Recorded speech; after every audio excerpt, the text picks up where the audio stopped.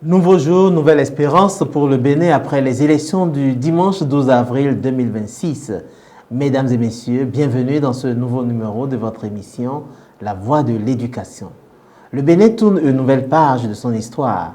Les élections présidentielles du dimanche 12 avril annoncent une aube nouvelle où les enfants du Bénin debout sont appelés à chanter les premiers feux de l'aurore. Quels sont les défis qui se dressent devant nous aujourd'hui, notamment sous le prisme de l'éducation? Comment co-construire cette nouvelle espérance avec l'implication de toutes les forces vives de la nation?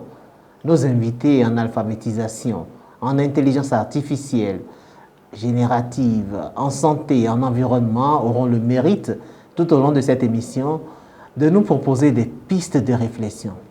Et ce sera après cette plage publicitaire que je vous prie de suivre. Ça y est, le groupe Éduc-Action lance ses formations. Vous êtes jeune et passionné d'images, Éduc-Action vous offre une opportunité unique de faire carrière dans les métiers de l'audiovisuel. Monteur, infographe, cadreur, droniste, photographe, graphiste, etc.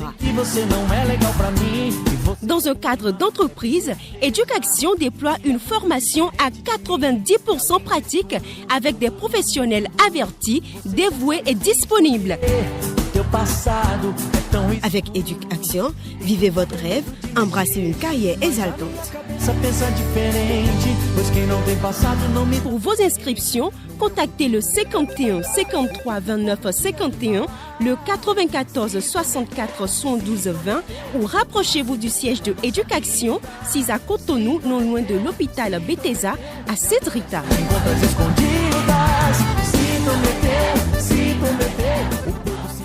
Mesdames et messieurs, bonjour à nouveau. Je suis avec ma consoeur Estelle Digri pour parler des défis de l'alphabétisation dans le Bénin d'aujourd'hui.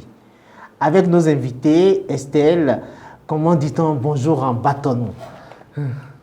En bâtonnou? Oui. Il faut dire que je suis venue parler de la langue ou des langues nationales, Mais assurément, enfant, vous savez comment on dit bonjour. mais il faut grandir. Très bien. Chers téléspectateurs, on estime à plus de 50% le taux d'analphabétisme des adultes avec des disparités importantes selon le genre et la région. Ce taux avoisine même les 65% ou plus chez les femmes, notamment en milieu rural. Et qui, mieux que Charles Kodia, ancien directeur de l'alphabétisation et de la promotion des langues nationales, ancien directeur de cabinet des enseignements secondaires techniques et de la formation professionnelle, qui donc mieux que Charles Kodia peut nous en parler. Charles, bonjour. Bonjour. Merci d'avoir accepté notre invitation. Merci à vous aussi d'avoir pensé à moi. À côté de vous, il y a Salomon Balogun. Il est directeur exécutif de l'ONG Scienson. Bonjour, M. Salomon. Bonjour, DG. Vous avez l'alphabétisation dans le cœur. Effectivement. Ou que votre cœur bat au rythme de l'alphabétisation. Exactement. Merci beaucoup d'avoir parcouru de si longues distances pour ce plateau. Chère consoeur Estelle, bon, même si vous avez échoué à la première question, je sais que vous en avez d'autres pour les inviter. Dites-nous un peu aujourd'hui, qu'est-ce qui vous préoccupe? L'alphabétisation ne serait pas donc logée à la même enseigne que les autres du sous-secteur de l'éducation? Exactement, c'est ce que nous pensons, Ulrich Vital. Il est un secret de polichinelle que les enseignements secondaires techniques et de la formation professionnelle ont hérité de l'alphabétisation depuis plusieurs années déjà. Et bien qu'elle soit le processus d'acquisition de certaines compétences fondamentales comme la lecture, le calcul et l'écriture, l'alphabétisation, semble-t-il, n'est pas logée au même rang que les autres sous-secteurs de l'éducation. Et c'est d'ailleurs pour ça qu'on le désigne par l'enfant pauvre du système éducatif. Alors, Monsieur Charles Kodia, vous avez été pendant longtemps et jusque dans un passé récent, le directeur de l'alphabétisation et de la promotion des langues nationales. Alors, quand on parle de l'alphabétisation, loin des clichés, de quoi s'agit-il exactement? L'alphabétisation, c'est apprendre à lire, écrire, compter dans une langue. Je précise bien une langue parce que les gens pensent souvent que quand on parle d'alphabétisation, c'est forcément en langue nationale, mais l'alphabétisation peut se faire aussi en français. Toutefois, la direction que j'ai occupée avait pour but de s'occuper de l'alphabétisation en langue nationale. Donc, l'essentiel doit être fait en langue nationale. Et dans notre pays, quelles sont les langues qui sont prises en compte dans l'alphabétisation, toutes les langues? Je peux les citer en vrac, hein, pas dans l'ordre. Il y a le Fongbe, il y a le Gungbe, il y a le Batonou, il y a le Biali, il y a le... etc. Hein. Mais il y en a 13 quand même. Il y a 13 langues qui sont prises en compte. Pas le programme national, mais le DG Scienson me dira que c'est plus de 13 langues dans le Nord, n'est-ce pas? Exactement. C'est vrai qu'il y a certaines langues qu'on appelle les langues de la post-alphabétisation qui étaient préparées pour être généralisées. Mais il y a toutes les langues, dans toutes les langues, on peut faire l'alphabétisation. À un moment donné, il y a des regroupements pour faciliter l'apprentissage et l'atteinte des résultats sur le terrain. Alors, comme le disait tout à l'heure Ulrich, vous avez l'alphabétisation dans le sang. Vous êtes un acteur terrain. Comment se passe le travail sur le terrain? Ok, merci beaucoup. Je crois que l'alphabétisation a un visage un peu divers. Vous allez dans la communauté, comme l'a dit tout à l'heure le DAPLN, ce n'est pas seulement en langue nationale. C'est en langue, ça peut être français, ça peut être anglais. Mais ce qui nous concerne, c'est l'alphabétisation en langue nationale. Lorsque vous arrivez, la première des choses, c'est d'identifier les personnes bénéficiaires, les gens qui n'ont jamais eu la chance d'apprendre à lire et écrire dans aucune langue. Ces personnes peuvent se retrouver parmi les populations. Ça peut être des artisans, des artisanes, ça peut être même des jeunes. Alors, à partir de cet instant, nous les identifions et nous concevons un programme adapté à leur situation pour pouvoir les amener à utiliser la langue pour développer les activités génératrices de revenus. Parce que de plus en plus, ce n'est plus l'alphabétisation, savoir lire et écrire simplement. C'est pouvoir savoir lire et écrire et l'appliquer dans ces activités génératrices de revenus. C'est pour cela que de plus en plus, on s'oriente vers les artisans, les artisanes et les groupes sociaux professionnels pour qu'ils puissent l'adapter dans leurs activités. Alors, quelles sont les difficultés? En termes de difficultés sur le terrain, qu'est-ce que les gens rencontrent?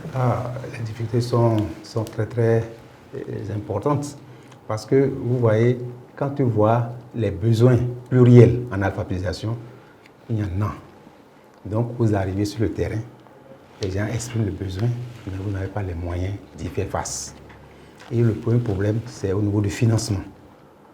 L'alphabétisation, comme vous avez dit, c'est l'enfant pauvre. Au niveau du secteur de l'éducation, l'alphabétisation fait partie de ceux-là qui bénéficient très peu de l'attention. Bon, pas parce que le gouvernement ne veut pas, mais c'est une question de priorisation. Vous défendez le gouvernement? Non, il faut comprendre, parce que vous avez le gouvernement vient mettre en œuvre un programme. Très bien. Et ce programme est établi sur la base de diagnostics, des diagnostics qui sont faits sur le terrain. Lorsque les gens font, et puisque les moyens sont limités, ne pouvaient pas permettre d'atteindre tout, on essaie de prioriser. Peut-être que dans cette priorisation, l'alpha ne fait pas chose. Parce que vous voyez, le budget de l'alphabétisation ne fait même pas 0,1% du budget alloué à l'éducation. Or, le Bénin a pris des engagements formels avec l'UNESCO pour dire que le Bénin va faire un effort pour que le budget alloué au sous-secteur de l'alphabétisation soit au moins 3%. Mais on n'atteint même pas 0,1%. Mais directeur Kodia, vous qui avez été aux manettes, pourquoi est-ce que l'État ne met pas les moyens sur l'alphabétisation? Je vais, avant de répondre à votre préoccupation, je vais vous citer quelques chiffres en pourcentage. En 2020, l'alphabétisation a bénéficié de 0,19% de financement au niveau de l'éducation. En 2021, 0,11%. En 2022, 0,2%. En 2023, 0,10%. Et en 2024, 0,12%. Voilà la réalité des chiffres par rapport au secteur de l'alphabétisation. Très maigre. Hein? Oui, très maigre. Mais qu'est-ce qui justifie cela? Il y a plusieurs facteurs. Le premier, c'est, je n'irai pas dans le sens de ce que le DE Scienson a dit, c'est que l'alphabétisation, malgré ses montants, est perçue comme une occasion où on peut se faire un peu d'argent au niveau du personnel. Pour la petite histoire, lorsqu'on me nommait directeur de l'alphabétisation, je vous avoue que j'étais parti pour dire que je suis venu chanter le requiem de l'alpha, parce qu'il n'y avait que 2 personnes qui étaient réellement des fonctionnaires, et le reste, c'était des agents de soutien. Et je me suis dit, mais qu'est-ce qui se passe? J'ai essayé de voir un peu dans le vécu de l'alpha. Je me suis rendu compte qu'il y avait des bureaux remplis de livres inutiles. Les gens étaient partis pour des raisons bien précises. Ils ne tiraient plus leur compte. Mais lorsque je suis arrivé avec le financement de la coopération suisse, il y a eu un boom de financement. Nous sommes passés de 5 personnes au départ à 22 personnes, parce que chacun trouvait son compte, pas forcément le compte de l'alpha. Donc il y a une question de gestion des fonds disponibles aussi qui s'est posée et qui se pose. L'autre aspect, c'est ce qu'il a dit tout à l'heure, c'est une question de priorité de l'État aussi. Mais là, je ne suis pas d'accord parce que je me dis quelque part, ceux qui font le tissu économique, ceux qui sont réellement les acteurs du développement, c'est les paysans. Ceux qui sont les acteurs du développement, c'est les commerçants et autres, qui ne savent pas en majorité lire et écrire. Et la conséquence, c'est que on fait des illettrés de luxe, ce qui est un peu grave. Donc le financement de l'alpha, effectivement, est faible et on a besoin de mettre un peu plus au niveau de l'alpha, mais en même temps, veiller à la bonne gestion des fonds mis à disposition. Alors, est-ce là tous les défis auxquels l'alphabétisation est confrontée aujourd'hui? Qu'est-ce qu'il y a lieu de faire quels sont les leviers sur lesquels il faudra travailler pour que l'alphabétisation retrouve ses lettres de noblesse? Ok, merci. Et je crois que déjà, le besoin est déjà là. Il reste maintenant aux acteurs de développer des initiatives pour pouvoir vraiment booster l'alphabétisation. Cela signifie des actions ponctuelles, des actions pertinentes à mener et trouver des acteurs capables vraiment de mener ces actions. Parce que, quand vous voyez tout à l'heure, le DAPLN disait que bon, il y avait ce qui fait chaud les gens, chacun cherchait son intérêt. Or, l'intérêt qu'on doit rechercher, c'est l'intérêt des analphabètes. Parce que ces gens-là sont en train de souffrir. Maintenant, si le peu d'argent, même quand on prend par exemple le peu d'argent qui est mis, ce n'est pas suffisamment utilisé. Il arrive des moments où il y a des contraintes qui ne permettent pas d'utiliser même le minimum de fonds mis à la disposition. À cause, par exemple, de cette procédure. Moi, je sais que la campagne d'alphabétisation dure au plus 6 mois. Donc, c'est une activité saisonnière. Maintenant, si les gens reçoivent de l'argent et qu'à cause des procédures, ils n'arrivent même pas à décaisser jusqu'à la fin de la campagne, ça ne donnera rien. Je me rappelle dans les années 2012-2013, il y avait un programme Fast-Track qui utilisait, grâce au fait des opérateurs privés en alphabétisation. Mais toute l'étendue du territoire était ciblée avec Alpha. Et chaque ONG avait sa zone d'intervention. Et ça s'est passé correctement. Mais l'État ne peut pas rester. On doit aller vers la gestion décentralisée de l'alphabétisation, où on donne les moyens aux communes pour pouvoir vraiment répondre aux besoins de leur communauté. Mais si ça va rester à un niveau supra, ça va être, on est en train de traîner sur les choses, ça ne va pas marcher. La coopération suisse, par exemple, depuis plus de 30 ans, 40 ans, 50 ans, est dans le secteur de l'alphabétisation. Nous, si nous sommes en partenariat avec la coopération suisse depuis 2004. Et chaque campagne on a toujours organisé les campagnes à temps, parce qu'on a les moyens à temps. On a un dispositif programmatique qui permet d'aller vers les résultats. Maintenant, si au niveau de l'État, la direction de l'alphabétisation doit s'organiser autrement, si l'État met les moyens à sa disposition pour qu'elle puisse consommer ces ressources-là au bénéfice. Oui, mais concrètement aujourd'hui, comment faire pour que l'État mette les moyens vraiment à disposition? Puisque vous avez dit que le tissu économique est animé par ces gens qui sont analphabètes. Et donc, comment faire pour que l'État mette vraiment les ressources aujourd'hui? avant que l'État... Je dis qu'il faut que déjà le peu qui est là, que ce soit bien consommé. Parce que nous, on a plusieurs fois fait le plaidoyer en direction du ministère du budget, au niveau de la direction du budget. Et le directeur du budget dit que le peu qui est parti n'est pas dépensé. Alors, eux autres, ils font un arbitrage. Si l'argent qui est venu n'est pas utilisé, alors il faut donner ça à ceux qui veulent l'utiliser. Monsieur Koudia, comment est-ce que le peu que vous avez, les 1% ne sont pas dépensés? Oui, en fait, il a abordé un problème qui se pose avec acuité.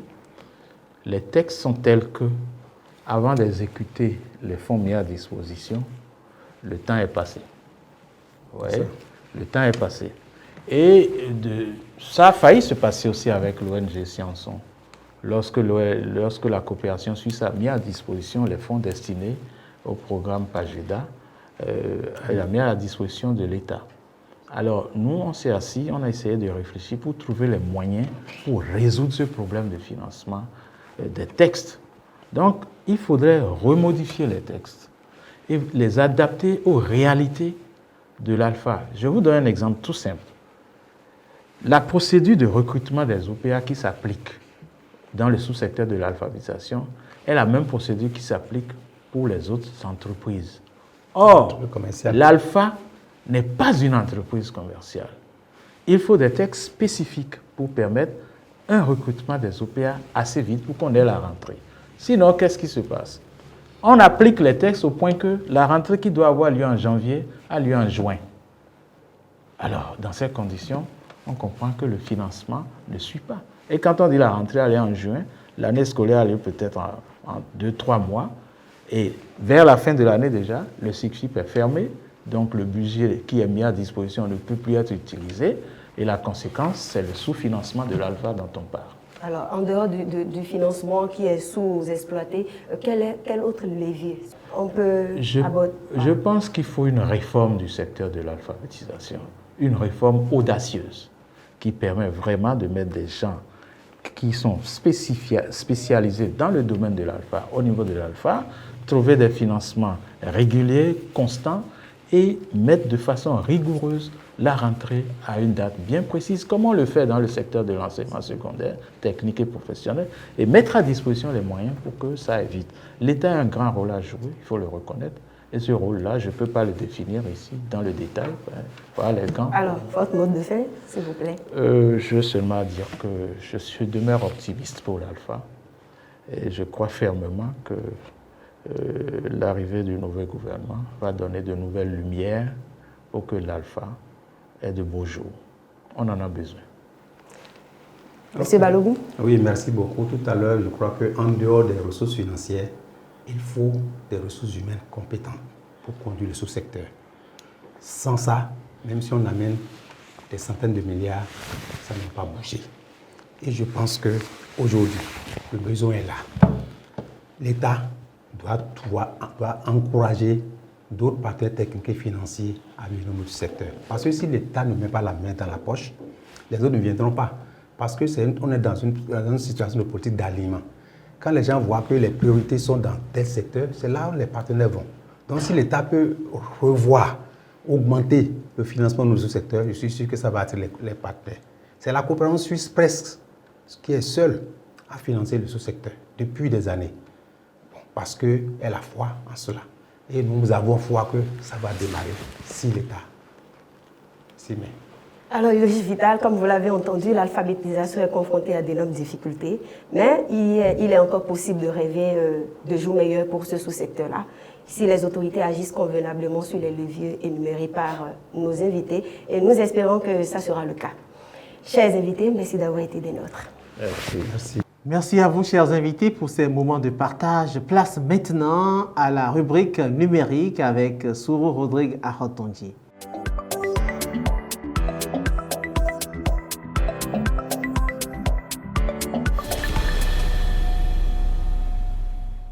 Le Bénin, après Patrice Talon, ne sera pas du reste sur le plan technologique, notamment s'agissant de l'intelligence artificielle générative. Loin de la Silicon Valley, dans notre hub national, l'IA génératrice a révolutionné nos vies. Mais il y a un mais que faisons-nous de l'intelligence artificielle générative dans l'enseignement? Et Rodrigue, ça vous préoccupe, ça vous donne de l'insomnie. Vous avez envie d'en parler. Merci Vital et bonjour à tous ceux qui nous suivent actuellement. Oui, effectivement, nous recevons Enaboua et Clélé Agboko et nous avons envie de lui demander ce que cela veut dire, l'IA générative. Bonjour Monsieur Rodrigue, Monsieur Vital, merci pour l'invitation. Bonjour chers auditeurs. Avant de parler de l'IA générative, il faut déjà parler de l'intelligence artificielle. C'est quoi l'intelligence artificielle? L'intelligence artificielle, communément appelée l'IA, qui est un domaine de l'informatique qui permet de créer un support ou une machine qui va exécuter des tâches qui ont normalement besoin d'intelligence humaine. Maintenant, l'IA générative est une branche de cette intelligence artificielle qui va vous permettre de créer des contenus, de coder, de créer de la musique et toutes autres choses grâce à des prompts que vous lui donnez pour qu'il exécute des tâches, tout simplement. Okay. Alors, quelle est sa fonction dans l'enseignement? Aujourd'hui, il y a plusieurs types d'utilisation dans l'enseignement. Ça dépend de la manière dont vous l'utilisez. Il y a des avantages aujourd'hui, par exemple, si on utilise l'IA pour l'enseignant dans le système éducatif, ça peut lui permettre de faire des fiches de cours plus facilement, de pouvoir avoir accès à des informations qui ne sont pas sur le territoire, par exemple, et surtout de pouvoir localiser les défauts de compétences chez les élèves et pouvoir augmenter leurs compétences tout simplement. Et si lui-même n'a pas suffisamment de compétences, l'IA peut l'envoyer dans tous les sens. Bien sûr, c'est ça la désinformation. C'est-à-dire que si vous faites une mauvaise utilisation de l'IA à travers les prompts que vous lui donnez, il y a moyen que vous ayez de fausses informations. Et c'est pour cela qu'il est important, dès aujourd'hui, de s'approprier l'utilisation de l'IA, de savoir l'utiliser pour ne pas avoir accès à la désinformation, à des fausses informations, au risque de faire perdre le fil aux élèves. D'accord. Pour l'enseignant, quels sont les avantages? Il y a beaucoup d'avantages parce que vous voyez aujourd'hui, lorsque l'enseignant a un programme défini sur un certain nombre de mois qu'il doit exécuter, lorsqu'il vient en salle de classe, souvent il n'a pas le temps de pouvoir tout toucher. Donc l'IA peut lui permettre par exemple de pouvoir faire des fiches techniques déjà à la maison, de pouvoir s'informer et être à l'affût de tout ce qui change dans le secteur pour que les enfants puissent être vraiment informés de l'avancée de la technologie dans les différents domaines, parce que vous êtes d'accord avec moi que si vous prenez le système éducatif béninois, qui est connu pour sa valeur, pour la formation que nous recevons, mais il faut être conscient et se dire qu'aujourd'hui, beaucoup de choses ont évolué et qu'il y a du travail à refaire dans le système éducatif. Et ça peut vraiment aussi permettre à l'enseignant de se former au jour, sans pouvoir aller encore sur les bancs ou aller faire des formations à côté. Mais qui devrait former l'enseignant aujourd'hui?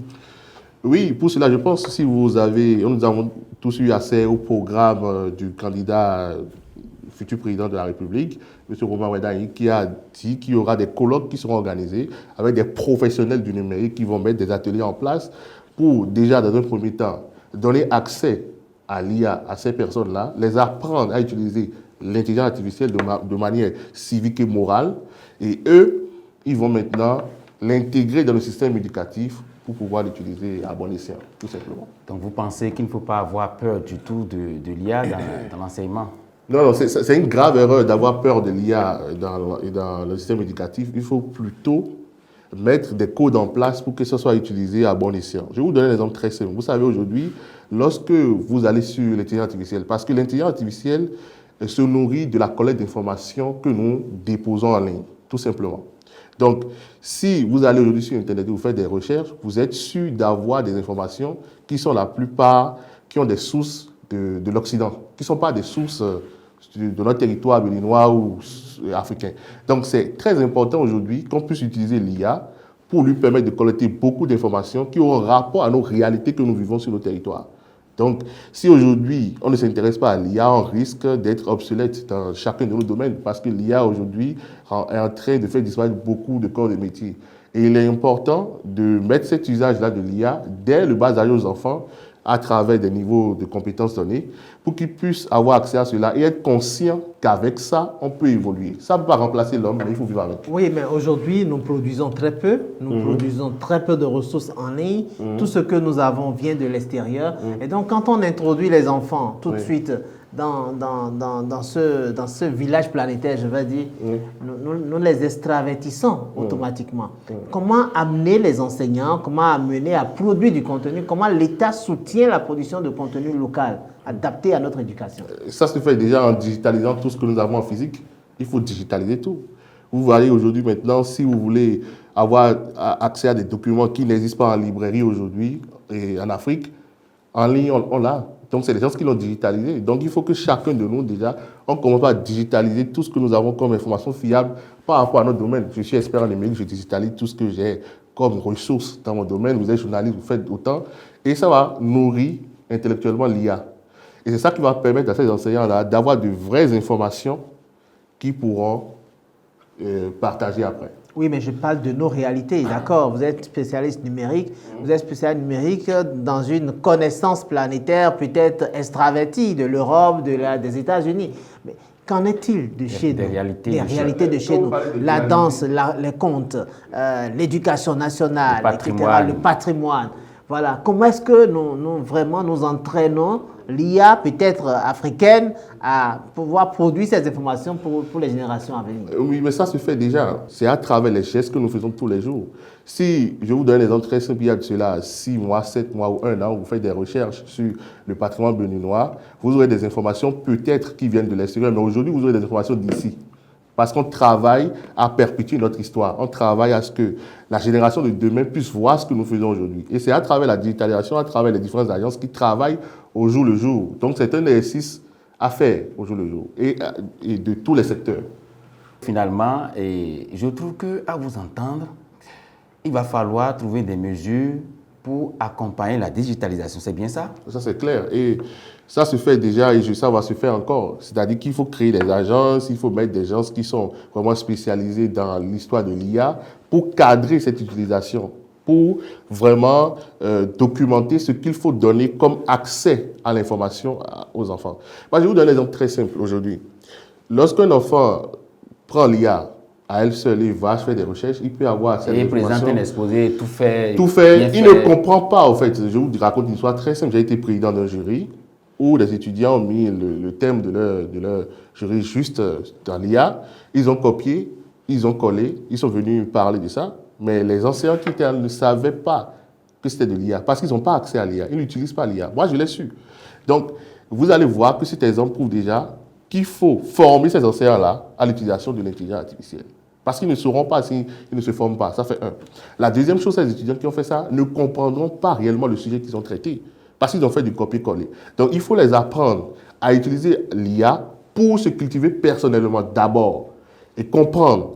Parce que si vous allez en classe aujourd'hui, par exemple, vous faites un cours avec l'enseignant et que l'enseignant a 40 ou 50 élèves dans la classe, il ne peut pas savoir la lacune de chaque élève. Mais l'élève est conscient de sa lacune. Mais s'il rentre, il peut s'auto-évaluer et apprendre avec l'intelligence artificielle et augmenter ses compétences. Donc, il faut mettre un registre en place qui permet, d'un côté, de donner accès à l'IA à l'enseignant et de lui apprendre à l'utiliser à bon escient et aussi aux enfants. Parce que ça va lui permettre à lui de pouvoir développer ses compétences de manière personnelle, ce qui est très important pour la culture de nous tous. Je voudrais vraiment que vous puissiez insister un peu sur les inconvénients. Quand vous écoutez, c'est bien, il y a beaucoup d'avantages pour l'enseignant, pour l'apprenant, mais comment cadrer réellement un monde que nous ne maîtrisons pas? Je trouve que c'est un saut dans l'inconnu. Est-ce que nous avons aujourd'hui les outils, effectivement, de limiter les inconvénients donc de l'IA générative? Limiter les inconvénients de l'IA générative. Comment réussir à mettre un élève, par exemple, dans un couloir précis pour qu'il ne déraille pas? C'est de mettre en place nos propres outils qui sont connectés à nos réalités et donner accès à ces outils-là à ces enfants dans le cadre éducatif béninois. Là, si l'enfant se lève et qu'un outil est mis en place et qui a rapport avec nos réalités, il sait et nous savons, qui va s'instruire et apprendre à se cultiver par rapport à nos réalités. Oui, mais là, vous êtes dans l'idéal. Aujourd'hui, c'est ouvert. Rien n'empêche l'enfant d'aller sur tout ce qui existe aujourd'hui sur Google, sur Pour collecter Internet, des informations. pour collecter d'autres informations. Oui, mais comment limiter ces Mais la seule manière de limiter, c'est ça. Il faut apprendre, parce que vous ne pouvez pas empêcher l'enfant d'avoir accès à ça, parce qu'il utilise le téléphone, il utilise les tablettes. Donc, vous ne pouvez pas l'empêcher en réalité d'avoir accès à ça, mais vous pouvez l'apprendre à savoir l'utiliser. Vous avez parlé des inconvénients. Le premier problème, c'est la paresse intellectuelle.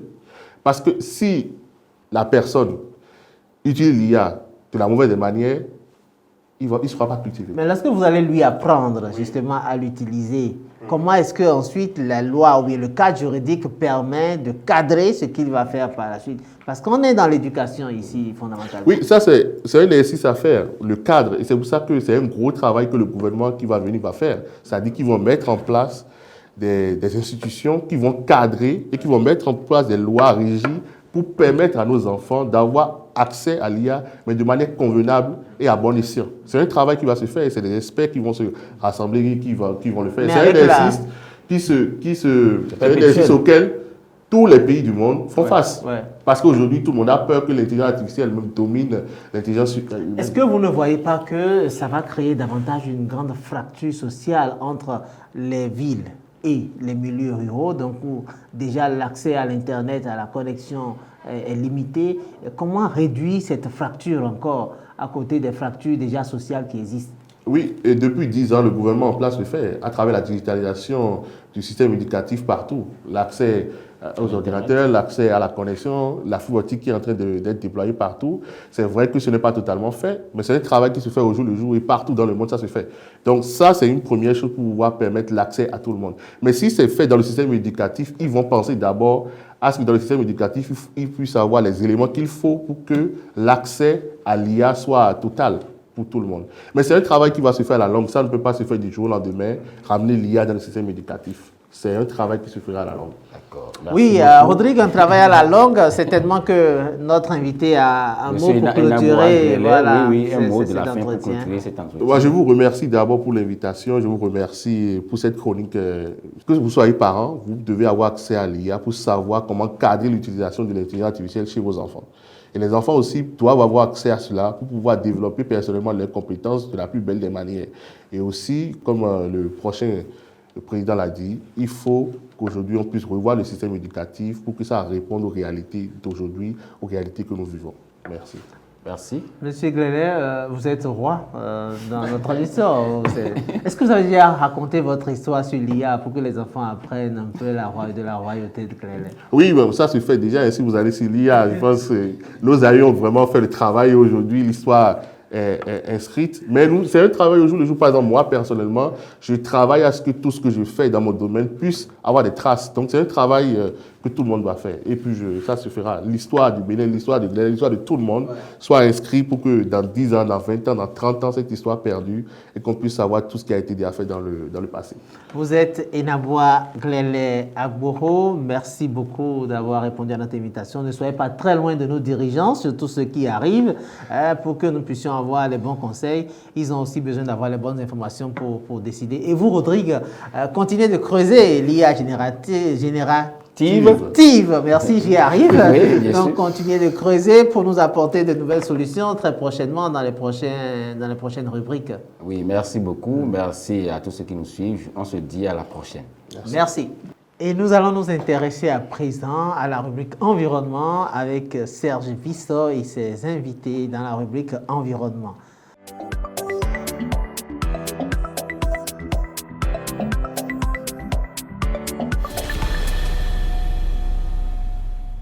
Serge Vissot, bonjour. Bonjour. Nous recevons aujourd'hui deux invités. Le premier, il s'appelle Isaac Hervé Ndior, expert HSE, c'est comme ça que vous dites, hein? Gestion des risques, sécurité, catastrophe. Et donc vous êtes un professionnel, merci beaucoup d'avoir accepté notre invitation. Et juste à côté de vous, nous avons Vivien Faton. Oui, ça vivifie là. C'est bien, merci beaucoup. Vous êtes justement le président de la coopérative de recyclage des déchets du Bénin. C'est beaucoup, hein? Ouais. On a combien de types de déchets au Bénin déjà? Nous en avons plusieurs. Plusieurs. Il y en a qu'on trouve ici, qu'on ne trouve pas ailleurs, au Nigeria, c'est toujours le même type partout. Ah, d'accord. Ben, on va voir tout à l'heure. Et puis, Serge, la gestion des déchets au Bénin ne se résume pas seulement à collecter et à transporter donc des ordures. Il y a beaucoup plus. Exactement. Elle touche directement à nos comportements, à notre éducation, à notre sens de responsabilité citoyenne. Alors, pour mieux comprendre cette problématique, nous recevons aujourd'hui des invités au regard complémentaire. Merci, bonjour et merci d'avoir accepté notre invitation. Alors, monsieur Isaac Ervinjo, avec votre expérience en gestion des risques, comment analysez-vous le problème des déchets au Bénin? Le problème de la gestion des risques, pour ce qui est des comportements, parce qu'il faut avoir un comportement exemplaire, le problème de la gestion aujourd'hui, il est un peu global. Pourquoi? Parce que les actions, il y en a. Le gouvernement, l'État a mis tout en place pour que les moyens suivent. Mais le problème réside plus dans les comportements qui ne suivent pas. Voyez-vous, dans une gestion de risque global, le système c'est un peu comme un maillon. Là-dedans, on a les organisations qui peuvent être publiques ou privées. Il y a les moyens techniques qui sont mis en place, notamment avec les entreprises qui mettent les dispositifs à la disposition des usagers, et le comportement des usagers aussi. Et quand bien même ces dispositifs existent, peu importe l'endroit, les comportements restent toujours rédhibitoires. Mais pourquoi, malgré les efforts du gouvernement en place, les déchets restent toujours un défi? Oui, c'est normal que les déchets restent toujours un défi parce que c'est les comportements qu'il faut changer. Tant que le comportement ne change pas, ça va rester pareil. Comme je le disais tantôt, bien que les dispositifs soient présents, les gens préfèrent des solutions faciles et simples. Faites un tour dans la cité capitale et même ailleurs, vous allez vous rendre compte que les gens préfèrent la solution facile que la solution contraignante. Si je suis de ce côté, le bac est là-bas, traverser la route c'est difficile, j'ai ma peau de banane là, je préfère la jeter ici. C'est plus facile pour moi au lieu d'aller là-bas. Donc c'est un problème de responsabilité individuelle aussi. Bon, est-ce que déjà on a des bacs partout dans la ville pour permettre aux gens de jeter les déchets là où ils sont? Il n'y a peut-être pas encore des bacs partout, mais ce qui est là, c'est déjà un nombre important. Et on doit pouvoir avoir le réflexe qu'au lieu de jeter au sol, je me déplace avec mon déchet pour le déposer dans le bac. Juste une parenthèse, où un peu d'histoire l'époque. J'ai un collègue qui allait dans un et où j'étais. La fin, il a fini de manger ce qu'il avait dans le taxi. Au moment de jeter, il a jeté à travers la vitre. Le chauffeur de taxi s'est arrêté. Il est descendu, il avait ramassé ce qu'il a acheté. Il est revenu avec qu'elle a trouvé la prochaine poubelle qu'il a acheté à l'air. Quand nos collègues est revenu, il nous a dit qu'il a une grande leçon. Faire comprendre que le comportement, ce n'est pas la contrainte, mais c'est question de responsabilité individuelle. Donc, tu gardes ton déchet, lorsque tu arrives au niveau du bac, tu le manges, tout simplement. Donc, selon vous, la base, c'est le comportement que chaque citoyen doit pouvoir changer à son niveau. Tout à fait, tout à fait. Tant qu'on ne change pas notre façon de faire, il y a toujours des familles où il y a des endroits où on enterre encore les déchets. Sur le plan environnemental. Vous en connaissez? C'est pas qu'au Bénin, il y a dans plusieurs pays, même en Afrique, on enterre encore les déchets. Si vous allez très loin dans des contrées un peu reculées, on enterre encore les déchets, on fait un trou, on jette les déchets, on ferme. Après, ça touche la nappe phréatique. Après, plus tard, il y a des conséquences sur le plan sanitaire, des conséquences sur le plan environnemental. Vous n'avez qu'à voir, même pendant la saison des pluies ici, les caniveaux qui débordent et autres, parce que les déchets ne se retrouvent pas là où il faut. Parfois, on jette dans le caniveau qui est là, et quand il pleut, ça se bouche. Il pourra mieux vous expliquer ce Oui, justement, vous qui collectez tout le temps, qu'est-ce que vous trouvez dans les caniveaux? Des têtes de moutons? Non, souvent dans les caniveaux, ce sont souvent des pneus. On trouve des pneus, on trouve des sachets, on trouve des plastiques. Ce sont vraiment ces déchets-là qu'on trouve généralement dans les caniveaux. Bon, il y a plein de choses, mais ce sont des déchets qu'on trouve vraiment à l'œil. Ok. J'aimerais que vous nous présentiez un peu votre coopérative parce que vous êtes au cœur du maillon. Merci beaucoup. La coopérative, c'est une organisation structurée qui œuvre pour la valorisation des déchets. Et à travers ces actions, nous collectons, nous trions et nous valorisons les déchets pour créer de l'emploi et protéger l'environnement. Comment vous valorisez les déchets? Déjà, nous avons dans la coopérative plusieurs experts spécialistes des déchets. Par exemple, moi, je suis dans le recyclage des pneus.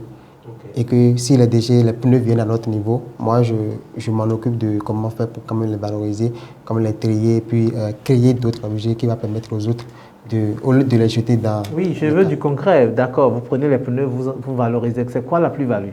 Ça donne quoi? Des briques? Ça donne quoi? Des pavés? Qu'est-ce que vous faites avec les pneus? Bon, pour le moment, nous faisons des tables, un peu comme ce que nous avons ici. C'est des tables qu'on peut fabriquer avec des pneus. Des guéridons, des jeux des enfants, des trampolines, des pots de fleurs et plein d'autres choses qu'on peut fabriquer avec les pneus. Bon, selon vous, en quoi l'éducation citoyenne, comment est-ce que vous pouvez amener les populations à vraiment changer leur comportement à la base? Monsieur Isaac Njo en a fait mention tout à l'heure. Oui, d'abord la population faut comprendre qu'il faut d'abord aller changer la mentalité de la jeunesse que nous sommes. On va aller où? dans les maisons, dans les entreprises et dans nos écoles également. Parce que nous en faisons plusieurs. Les années passées, on a eu à passer dans les écoles pour des sensibilisations. Et même les responsables ont trouvé même utile que nous ayons des clubs de recyclage dans les écoles également. Pour permettre à ces élèves-là qui jettent déjà les déchets partout dans la boîte ou dans l'école, de les collecter quelque part et de savoir comment fonctionne le système de tri et de valorisation des déchets. Si je peux ajouter un peu à ce qu'il a dit. Donc, à côté de l'éducation qui doit se faire à la base dans tous les domaines, notamment, comme il a si bien dit, dans les écoles, les mosquées, partout où il y a du monde, parce que c'est un maillon essentiel pour changer les comportements. On a aussi la valorisation des bonnes pratiques. Pourquoi? Un exemple simple. Si vous avez votre enfant qui, toutes les fois que vous achetez des biscuits, des bonbons à la maison, et qu'il prend, il jette au salon, vous allez le réprimander à chaque fois. Mais s'il y a l'autre qui, après avoir fini de manger, soit il débarrasse la table, il nettoie, il s'en va jeter à la poubelle, ça, c'est des pratiques qu'il faut encourager. Donc, on pourrait faire un système, quand je dis valorisation, sur le plan communautaire. Pourquoi pas faire le classement des quartiers les plus propres pour valoriser ainsi peut-être à la mairie, on peut leur faire des dotations, un peu avec des ONG comme la sienne, peut-être mettre des bacs en plus, quelque chose comme ça. Bref, valoriser également ces bonnes pratiques. Et aussi, amener les gens à comprendre que moi, si je suis en train de salir, la ville la plus propre n'est pas celle-là qui est propre. Non, c'est parce que chacun a pris conscience que la propreté, c'est un bien. Oui, mais malgré ça, il y a toujours des dérives. D'autres pourraient dire qu'il faut sanctionner. Qu'est-ce que vous en pensez? Non, ça ne sert à rien de sanctionner. Non, il faut laisser les disciplines couler. Il faut sensibiliser. On a sensibilisé pendant des années, mais pourtant ça ne change pas. Quand vous faites quelque chose avec la contrainte, vous ne trouvez pas la plus-value de l'action que vous menez. C'est vrai que quand on vous dit fais ça, fais ça, fais ça, vous faites, mais vous ne réfléchissez pas. Mais une fois que vous avez pris conscience que c'est de ma responsabilité de le faire, vous le faites aisément. On n'a plus besoin de vous forcer. Prenez l'exemple. Nos frères qui s'en vont en Europe, ailleurs, là, on n'a pas besoin de tout forcer. Quand tu descends de l'aéroport, tu vois que c'est propre. Tu as ton déchet, tu regardes à côté, tu dis « Ah, si je jette ici, on va m'arrêter ». Donc, c'est question de responsabilité et de prise en compte de conscience en quelque sorte. Donc, on peut attendre 50 ans. Si la responsabilité n'arrive pas, c'est tant mieux, nos villes seront sales. Ça arrivera, vous croyez? Vous êtes un homme de foi. Oui. Dieu descendra. J'ai la foi. Non, pas que Dieu descendra. J'ai la foi qu'avec tous les efforts qui sont consentis de part et d'autre, que ça va aller. Ça va aller. Très bien, d'accord. Et vous? Quels sont les mécanismes qu'il faut vraiment mettre en place pour éduquer à la base? C'est ça. Comment décider les gens à être responsables, autoresponsables? Je pense qu'il faut d'abord aller à la base, dans les ménages et surtout dans les écoles. Parce qu'aujourd'hui, on sait que quelques années plus tard, ce sont les élèves qui sont dans les écoles qui vont devenir maintenant des grandes personnes dans la ville. Et si déjà on commence par sensibiliser ces élèves déjà à l'école pour leur dire « Ah, on a tel programme peut-être le mercredi soir, c'est consacré pour la sensibilisation liée à l'environnement. Et quand nous le faisons chaque fois, les enfants seront habitués. Et quand ils sont habitués, ils sont obligés maintenant d'éduquer également leurs collègues qui sont à la maison, qui ne font rien. Dans les ménages également, si déjà les samedis, par exemple, l'émission que nous sommes en train de faire actuellement, ça va permettre aux gens, quand ils écoutent ça plusieurs fois, à chaque fois, ils sont obligés de chercher à comprendre pourquoi est-ce que c'est important de recycler des déchets ou bien de valoriser. Mais vous n'avez pas dit quelles sont les conséquences vraiment lorsqu'on jette des choses dans l'environnement. Qu'est-ce que ça fait pour notre vivre ensemble? Quelles sont les conséquences sur nous-mêmes, notre santé, sur la planète, etc. Est-ce que vous pouvez relever un peu les risques que nous courons avec... Personne n'aime vivre là où c'est sale. Il y a les risques sanitaires, les risques environnementaux. Pour les risques sanitaires, on a parlé, lorsque les caniveaux débordent, il y a des inondations un peu partout. Ce n'est pas joli à voir. Et avec des maladies que cela peut causer. Maintenant, sur le plan environnemental, il y en a plusieurs. Mais ce qu'on relève généralement, c'est la pollution. Vous arrivez dans des endroits où vous trouvez, on a brûlé des pneus, on a brûlé des plastiques, il y a la fumée qui passe partout. Ce sont des gaz qui peuvent nous causer à terme peut-être du cancer et beaucoup d'autres maladies qu'on ne peut pas encore énumérer ici. Mais c'est vraiment un problème de santé, un problème environnemental. Mais il y a toujours des gens qui continuent de verser les ordures. Nous sommes au 21e siècle, qui continuent de verser toujours les ordures dans les caniveaux. Ce n'est pas normal, mais comme on l'a dit au départ, ce n'est pas une histoire d'un problème qu'on va gérer aujourd'hui et demain on va... Non, c'est la répétition des petits gestes quotidiens qui fera en sorte que ce sera visible. Généralement dans les caniveaux, c'est les pneus qu'on s'y trouve parce que quand le caniveau est vraiment gardé quelque part, on cherche les pneus pour quand même arranger ça. Mais ce n'est pas la solution. Parce que les pneus même vont s'enfoncer dans les caniveaux et ça va créer d'autres choses sur l'environnement. Mais si déjà on peut avoir quelques dépotoirs de pneus dans les villes, ça va quand même aider la population aussi. Monsieur Isaac, votre mot de fin? Mon mot de fin, ce sera un peu pour globaliser tout ce qu'on a dit ici. C'est-à-dire, la propreté dépend des petits gestes que nous faisons chaque jour. Et c'est ça qui va rendre ça visible. Changer de comportement et tout ira bien. Monsieur Vivien? Alors pour moi, les ordures ne sont pas des déchets, ce sont des richesses mal exploitées. Et chaque Béninois que nous sommes, nous devons prendre conscience que nous devons valoriser. Nous devons d'abord prendre conscience de mieux gérer ces déchets-là dans nos quotidiens pour qu'ensemble nous puissions avoir un Bénin meilleur. Les ordures sont des richesses mal exploitées. Les ordures sont des richesses mal exploitées. C'est ce qu'il faut vraiment retenir pour cette chronique. C'est l'ordure. L'ordure. Oui, ah, c'est de l'ordure. Les ordures sont de l'ordure. Tout à fait. Eh bien, chers téléspectateurs, nous sommes à la fin de notre émission. Retenez une chose essentielle. La gestion des déchets n'est pas seulement une affaire de structure ou de politique publique. C'est avant tout une question de comportement. Nous pouvons avoir les meilleurs systèmes de collecte, les meilleures initiatives de recyclage, mais sans citoyens responsables, les résultats resteront limités. L'éducation citoyenne apparaît donc comme la clé. Éduquer dès le bas âge, sensibiliser sans relâche et surtout montrer l'exemple au quotidien. Merci Serge Vissor, on vous aura compris. Merci à vous chers invités. Revenez souvent nous parler de ce que nous devons faire. Et nous restons ouverts ici. Et donc nous allons mettre à présent le cap sur la rubrique santé avec ma consoeur Gloria Adivesode.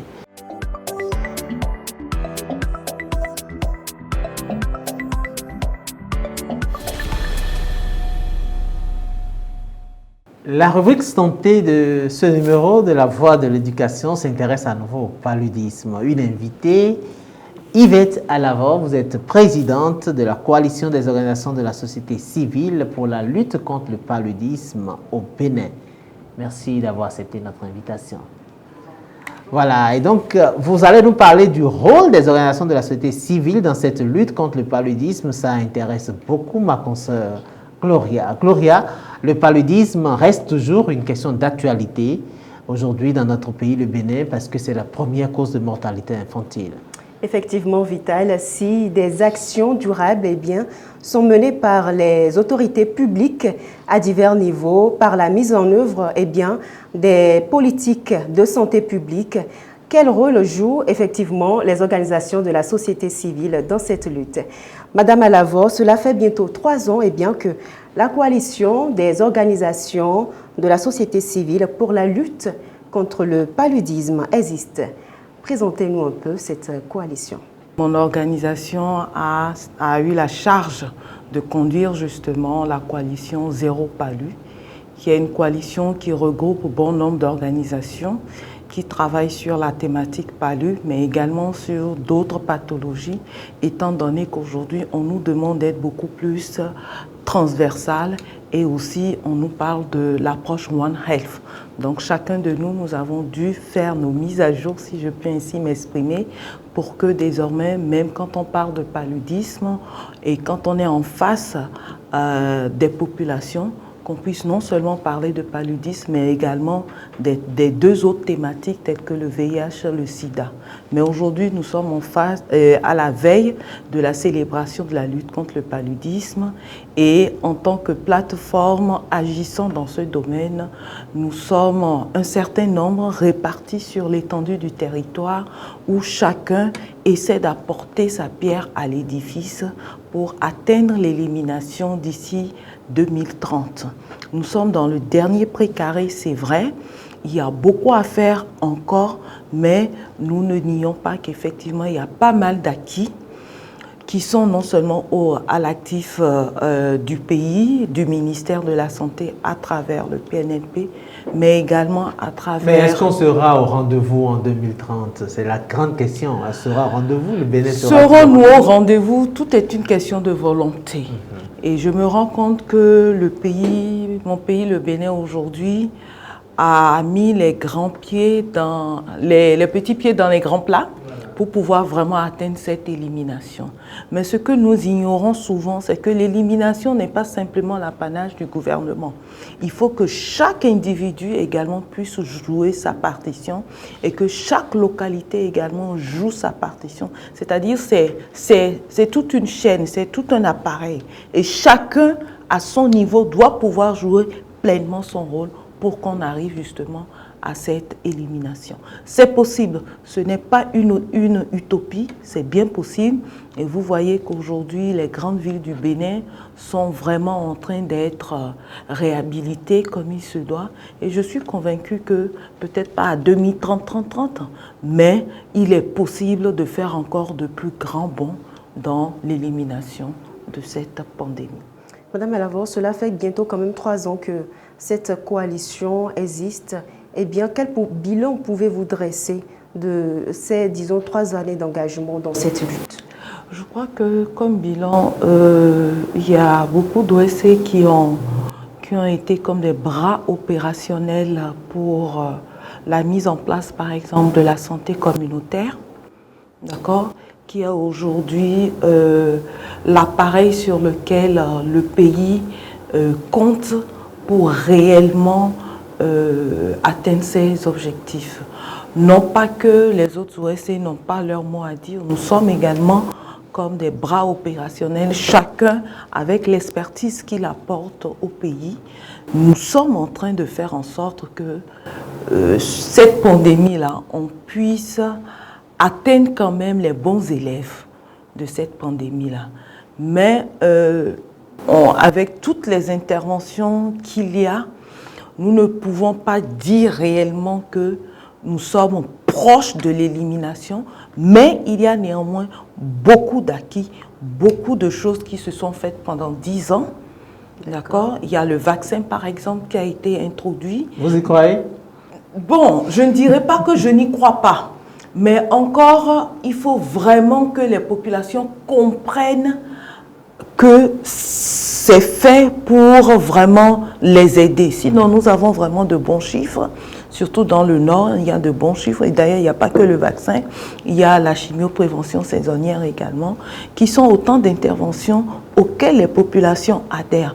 Mais le problème, c'est tout simplement qu'on adhère une première fois, une deuxième fois, mais du moment où il faut une répétition, peut-être sur 4-5 fois, elles sont un peu essoufflées et puis elles n'avancent pas. Et c'est là où nous avons notre rôle à jouer. Faire en sorte que les interventions mises à disposition par le pays à l'endroit des populations cibles, que vraiment qu'elles puissent se l'approprier et faire en sorte que cette pandémie soit... Justement, puisque vous parlez d'acquis et d'intervention, nous sommes en train de parler du rôle que jouent les organisations de la société civile dans cette lutte. Dites-nous, qu'est-ce qui a véritablement changé depuis que la coalition des organisations de la société civile pour la lutte contre le paludisme a été mise en place? Qu'est-ce qui a véritablement changé dans cette lutte? Nous avons été comme un bras opérationnel pour appuyer les interventions du programme de lutte contre le pays. Toute la politique de santé communautaire a été menée justement par bon nombre d'associations qui sont sur cette plateforme. Je veux parler de DEDRA, Samson et Bibdose. Ils ont vraiment contribué à la formation des relais communautaires et à la mise en place justement de ces relais-là, qui aujourd'hui sont par exemple en charge de la distribution des moustiquaires qui a commencé depuis jeudi passé. Donc réellement, nous sommes au cœur de l'action communautaire et nous faisons en sorte que le programme de lutte contre le paludisme essaie de travailler avec nous. Et il y a d'autres OSC également qui viennent avec des initiatives, comme la mienne par exemple, l'ONG ICON 360 degrés. Nous venons avec des initiatives pour appuyer également justement tout ce que le programme fait en matière d'élimination. Comme quelle initiative? Nous sommes essentiellement dans la sensibilisation. Nous faisons en sorte que toutes les interventions disponibles dans le pays, que les populations soient au courant. On leur montre les méthodes de prévention et nous faisons en sorte que, à travers les acquis, nous puissions redéployer justement les acquis au niveau d'autres communautés. Quelles sont vos collaborations avec la médecine traditionnelle? On ne peut pas parler de paludisme en Afrique sans voir un peu quelle collaboration formelle vous mettez avec les praticiens qui ont quand même de la connaissance ancestrale? Je ne dénie pas la grande contribution justement de ce corps de métier dans la lutte contre le paludisme. Mais nous sommes aujourd'hui face réellement à de grands enjeux où quand on parle de doses, par exemple, à donner à un enfant ou à une femme enceinte, il faut vraiment que les doses soient précises, qu'elles soient expérimentées et que vraiment on sait ce qu'on donne aux patients. Aujourd'hui, moi, je n'ai vraiment pas de problème par rapport à cela. Nous, en tout cas, moi personnellement et beaucoup d'entre nous qui sommes dans le domaine, on estime que le pays doit pouvoir investir davantage dans la recherche, voir un peu tout ce que ces praticiens proposent et prendre ce qui serait le mieux pour justement les populations. Il y en a beaucoup. Il y a beaucoup de gens qui disent par exemple que l'artémisia est quelque chose de très bien. On ne refuse pas. Mais l'artémisia, il y a près de 200 principes actifs dans cette plante-là. Et aujourd'hui, si on dit il faut prendre l'artémisia, en même temps qu'elle règle le paludisme, elle peut régler beaucoup d'autres pandémies. Donc, en même temps que vous demandez aux populations de prendre de l'artémisia, par exemple, vous ne saviez pas, puisque c'est vrai qu'il y a une dosette et tout ça, mais avec tous les autres principes actifs, quelqu'un qui n'est pas... comment on va dire, il y a un corps par exemple qui ne peut pas peut-être accepter certains principes actifs, ça peut déclencher autre chose. Alors que si on a vraiment fait des recherches encore plus poussées et pour extraire réellement un peu comme on a fait avec la médecine fait avec les produits antipaludiques qu'ils mettent à notre disposition, on sait véritablement la dose qu'il y a à l'intérieur et la dose qui correspond soit au bébé, soit à l'enfant et soit à l'adulte. Donc en fait, tout le problème se pose à ce niveau en ce qui concerne les produits traditionnels. Madame Alavant, oui. Quel lien peut-on faire aujourd'hui entre les urgences, les besoins immédiats des populations en matière de traitement du palu et les défis que doivent relever cette coalition que vous présidez? Les défis demeurent quand même énormes parce qu'on dit souvent que c'est une maladie comportementale et c'est pour ça que nous essayons d'appuyer justement le programme à travers cette coalition sur les mauvais comportements qu'ont les populations justement face à cette pandémie-là. Donc pour moi, tout l'enjeu en fait se trouve à ce niveau-là. C'est de trouver la meilleure façon d'amener les populations à changer de comportement. S'il n'y a pas d'eau stagnante, par exemple, il n'y aura pas de moustiques en réalité. Donc les eaux stagnantes, l'insalubrité autour de nos maisons, dans nos rues et tout ça là, c'est ça réellement qui constitue le nid qu'il faut. Et aujourd'hui, nous sommes face à d'autres réalités qui sont qu'il y a d'autres vecteurs qui sont en train de se présenter. Ce qui fait que ça met encore une pression supplémentaire à tous les acteurs qui luttent dans ce domaine-là. Et pour moi, aujourd'hui, il est important de mettre chaque chose à sa place, de faire en sorte que chacun joue, comme je l'ai dit tantôt, réellement sa partition et que nous, en tant qu'OSC, qu'on nous donne les moyens également davantage d'agir parce que nous sommes dans un environnement où les subventions s'amenuisent, où on va moins investir justement dans ce domaine et malheureusement, il va falloir qu'on fasse avec les moyens de bord que nous avons au niveau de la plateforme pour pouvoir atteindre les objectifs. Il n'est pas exclu qu'à des moments donnés là on est en train d'apprendre qu'il y aura une agence qui sera mise en place justement pour lutter contre la lutte antivectorielle, qui est vraiment un pan que bien souvent on a négligé parce que s'il n'y a pas une réelle politique pour justement éviter la prolifération des moustiques, on aura toujours de vecteurs. Et je salue vraiment cette initiative qui aujourd'hui est un plus pour nous qui sommes acteurs OSC dans ce domaine. Et je suis convaincue qu'avec la multiplicité des interventions, on viendra au bout de cette maladie. Madame Alavor, nous ne saurions finir cette chronique sans aborder la journée mondiale de lutte contre le paludisme qui est prévue pour le 25 avril prochain. Et justement, le thème de cette journée, cette année, c'est « Mettre fin au paludisme, maintenant c'est possible. Agissons maintenant ». Dites-nous, que vous inspire ce thème? Est-ce que des perspectives se projettent pour la coalition des organisations de la société civile pour la lutte contre le paludisme? J'avoue que le jour que j'ai lu ce thème, j'étais vraiment émerveillée parce que l'ONG ICO 360 degrés a intégré justement dans ses actions cette thématique. Nous avons même un concept qu'on appelle un 365 au quotidien contre le paludisme qui nous permet justement d'être au contact des populations et de leur apporter les messages qu'il faut pour réellement s'approprier cela. Donc aujourd'hui, je me rends compte qu'en réalité, la lutte, tout le monde est préoccupé par cette élimination. Tout le monde est rentré comme il faut dans cette danse et nous sommes aujourd'hui plus à l'étape des débats. Il faut réellement qu'on passe à l'action. Et la coalition Zéro Palu est pleinement déjà dans cette action.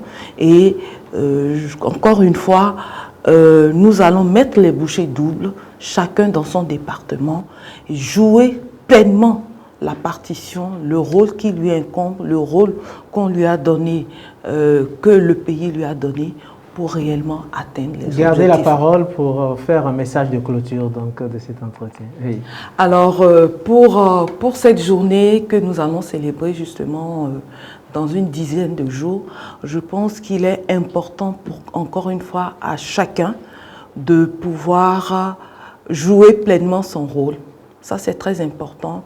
À toutes les OSC qui pensent qu'il faut vraiment attendre un grand financement pour réellement se mettre à l'œuvre. Je pense qu'il faut commencer très petit pour pouvoir arriver dans sa communauté et progressivement on élargit les interventions. Et quand vraiment aux autorités communales, je voudrais vraiment que ce thème soit un thème qu'ils s'approprient davantage et que dans leur ligne budgétaire, ils puissent insérer vraiment une petite ligne pour la lutte communautaire au cœur de leur commune pour pouvoir mieux atteindre les objectifs aux côtés des OSC. Je vous remercie. Merci Madame Alavor. Nous retenons donc que la lutte contre le paludisme, c'est l'affaire de tous. Et les organisations de la société civile, nous venons d'en discuter, mettre la main à la pâte pour qu'ensemble nous puissions parvenir à cette lutte contre le paludisme. Mesdames et messieurs, ce sera tout pour ce numéro de La Voix de l'Éducation. Merci à vous qui êtes derrière les caméras, vous techniciens, chroniqueurs, à tout le personnel de soutien qui ont rendu possible cette émission. Et vous, où que vous soyez, quoi que vous fassiez, gardez toujours allumée la flamme de l'espoir. Éducation, c'est l'actualité éducative en continu. Je vous remercie.